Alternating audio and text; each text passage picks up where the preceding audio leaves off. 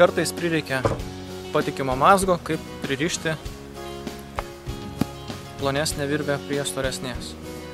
Tai jeigu imame storos virvės galą ir jį užlenkiame. Lenkiame iš dešinės pusės, nes vėliau, kaip pamatysite, toks mazgas yra tvirtesnis. Toliau imame plonesnę virvę, kurią rišime prie storesnės virvės galo ir ją prakišame pro kilpą, apsukame apie storą virvę ir tiesiog pakišame po ją pačią ir tiesiog tempiame.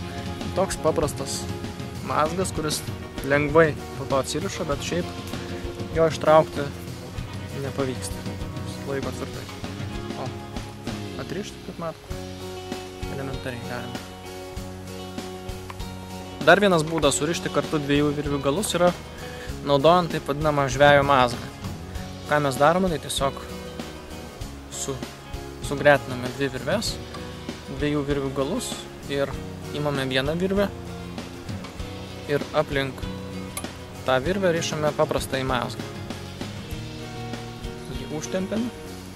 Ta patį darome su kita virve. Tiesiog aplinkui virvę ir rišame paprastą mazgą. Ta padarę tiesiog vieną virvę su kita sutempiame. Tiesiog palyginti kraštus. Ir kai mazgai užsiveržia, šitos virvės užsitvirtina. Būtent taip galime rišti ir žvejybinį valą, kuris yra pakankamai lygus, dėl to slidus ir su kitokiais mazgais jį surišti būna sudėtinga.